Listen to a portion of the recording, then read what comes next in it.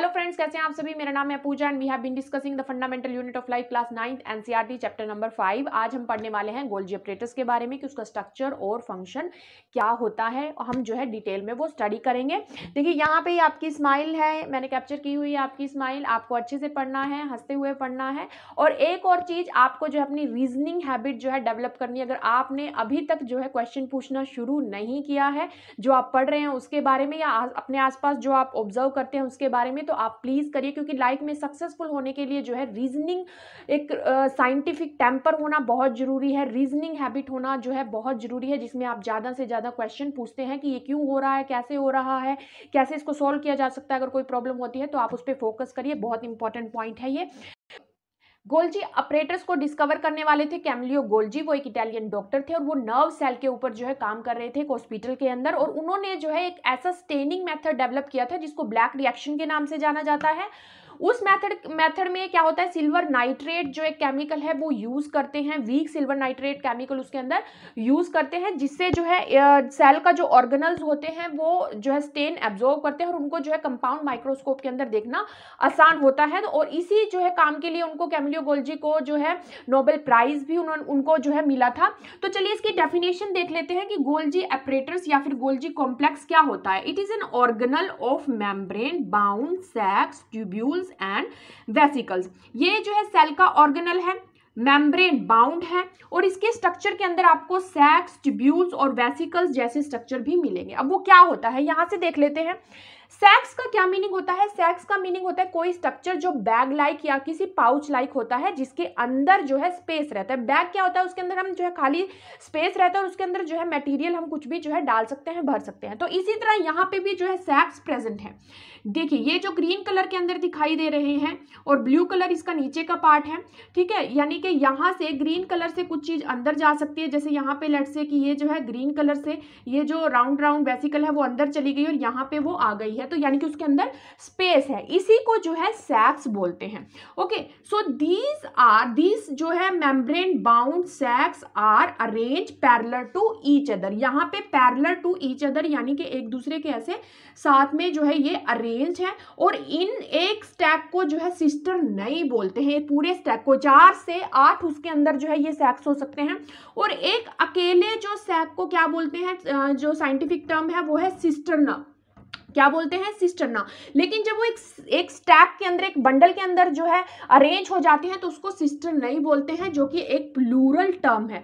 आप इसके स्ट्रक्चर के अंदर और चीजें देख लीजिए आप क्या है। ये है यहाँ पे जो है मेम्ब्रेन बाउंड वेसिकल सर्कुलर या सेमी सर्कुलर की फॉर्म में दिखाई दे रही है, इनको जो है वेसिकल्स बोलते हैं।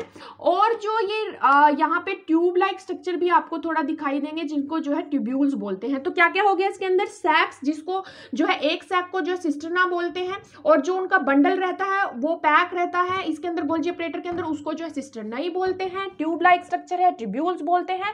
और जो सर्कुलर या सेमी सर्कुलर की फॉर्म में मिलेगा आपको वो वेसिकल्स होती हैं। ओके, तो एक इसके अंदर जो है थोड़ा सा मैंने ये भी बताया है कि यहाँ पे सिस फेज है, यहाँ पे ट्रांस फेज है। सिस फेज से जो गोल्जी ऑपरेटर है वो मटेरियल को अपने अंदर लेता है और ट्रांस फेज से वो अपने जो वेसिकल के अंदर बाउंड करके उस मटेरियल को पैकेज करके बाहर जो है छोड़ता है, बाहर उससे जो है वो डिस्पैच हो जाते हैं। ओके, ये जो गोल्जी ऑपरेटर्स है वो जो है कहाँ रहता है? न्यूक्लियस के और एंडोप्लाज्मिक के पास मिलेगा सेल के अंदर। मतलब ये न्यूक्लियस है, ये आपका एंडोप्लाज्मिक रेटिकुलम है यहाँ पे, और यहाँ पे वो आपको गोल्जी ऑपरेटर्स मिलेगा। और वो क्यों पास में रहता है वो हम इसके फंक्शन के अंदर स्टडी करेंगे। गोल्जी ऑपरेटर्स से रिलेटेड एक मेन पॉइंट ये भी है कि एनिमल सेल के अंदर जो है ये गोल्जी ऑपरेटर्स जो होता है, ये कॉम्प्लेक्स होता है, वो एक जगह आपको जो है मिलेगा, ठीक है। यहाँ पे जो है पूरा एक तरह से बंडल यहाँ पे इसका मिलेगा, जिसको सिंगल कॉम्प्लेक्स बोलते हैं, यानी कि एक गोल्जी ऑपरेटर वहां पे प्रेजेंट रहता है।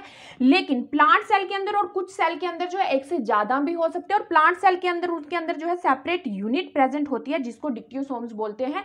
उसका क्या मीनिंग है? मतलब ये गोल्जी ऑपरेटर का जो ये सिस्टर्नी का जो स्टैक है, ठीक है, वो कहीं यहाँ पे भी अवेलेबल रहता है, यानी कि गोल्जी टाइप जो स्ट्रक्चर है वो दूसरी जगह पे भी अवेलेबल रहेंगे। वो डिस्ट्रीब्यूटेड रहते हैं साइटोप्लाज्म के अंदर, और डिस्ट्रीब्यूटेड जो सेपरेट जो यूनिट्स होती है उन्हीं को ही डिक्टियोसोम्स बोलते हैं। ओके, और प्लांट सेल के अंदर जो है ये गोल्जी अपरेटर्स जो होते हैं वो मोर देन 100 भी हो सकते हैं। अगर आपने मेरे चैनल को अभी तक सब्सक्राइब नहीं किया है तो आप उसको सब्सक्राइब जरूर करिए, और वीडियो को जो है ज्यादा से ज्यादा लाइक एंड शेयर जरूर करिए। तो चलिए अब हम फंक्शंस के बारे में बात कर लेते हैं गोल्जी अपरेटर्स के, कि क्या फंक्शंस हैं उसके। गोल्जी अपरेटर का सबसे मेन इंपॉर्टेंट फंक्शन जो है वो है Golgi apparatus involve in repair and synthesis of the cell membrane.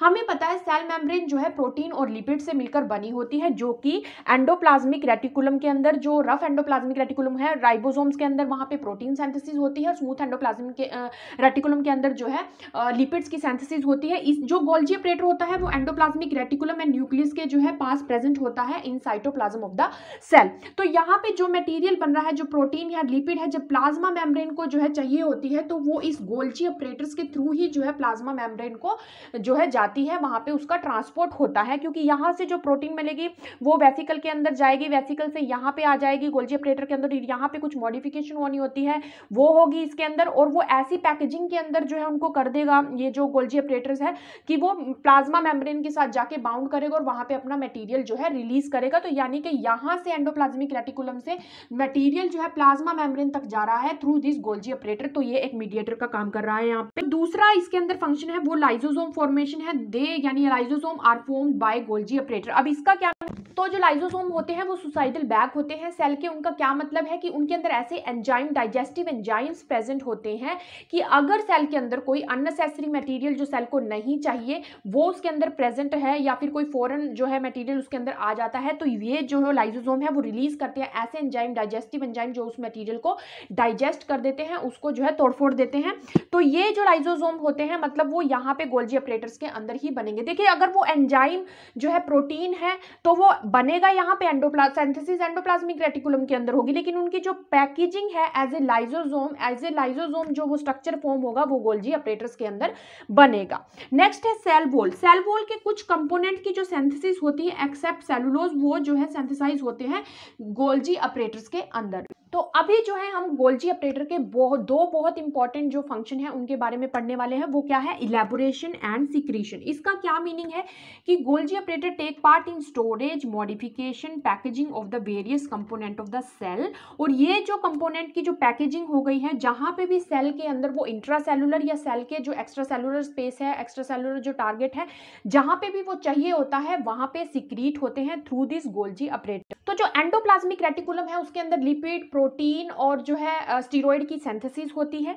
ये जो मटेरियल एंडोप्लाज्मिक रेटिकुलम के अंदर बन रहा है वो जो है डिफरेंट सेल के पार्ट्स के अंदर, मतलब सेल के अंदर जहां भी उसकी रिक्वायरमेंट होती है या सेल के बाहर जहां भी रिक्वायरमेंट होती है वो गोल्जी अपरेटर्स के थ्रू ही जो है ट्रांसपोर्ट होते हैं।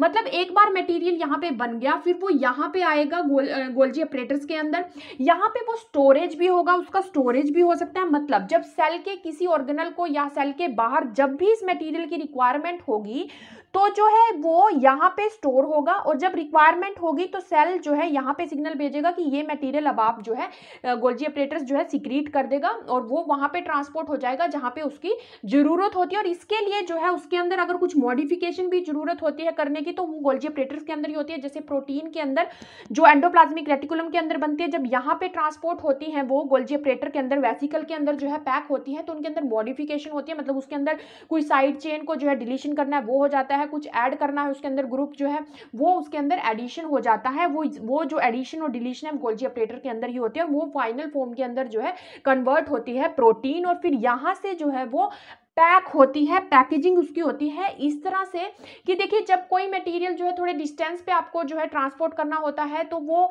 जो मटेरियल अच्छे से वहां पे ट्रांसपोर्ट हो जाए, तो हम जैसे डे टू डे लाइफ में भी तो अपना सारा जो मटेरियल हम खरीदते हैं वो पैकेजिंग के अंदर आता है ताकि वो खराब ना हो, जहाँ पे उसकी डेस्टिनेशन है वहाँ अच्छे से पहुँच जाए। तो इसी तरह यहाँ पे भी जो है, जो भी प्रोटीन, लिपिड, स्टेरॉइड जो भी ट्रांसपोर्ट होना होता है वो पैक होता है वेसिकल के अंदर, यहाँ पे गोल्जी अपरेटर्स के अंदर, इस तरह की वो जो उसकी डेस्टिनेशन है वहाँ अच्छे से पहुँच जाए, बीच में कहीं पे भी वो जो है खराब ना हो, वो वहाँ पे सीक्रेट ना हो। इनका एग्जाम्पल आपको दिया था कि वेसिकल के थ्रू यहाँ पे आती है, और वेसिकल देखिए यहाँ पे ये जो वेसिकल है बड ऑफ हो रही है, यहाँ से निकल रही है, और फिर यही वेसिकल जो है ट्रांसपोर्ट होएंगी यहाँ पे सेल मेम्ब्रेन तक की, और अपना जो मटेरियल है यहाँ पे सीक्रीट जो है कर देती है। ये मटेरियल जो है फिर जहाँ पे भी सेल के अंदर चाहिए या फिर सेल के बाहर चाहिए वो उसको मिल जाता है। तो ये सब हो गया गोल्जी ऑपरेटर के जो है फंक्शन एंड स्ट्रक्चर के बारे में मैंने आपको बताया है।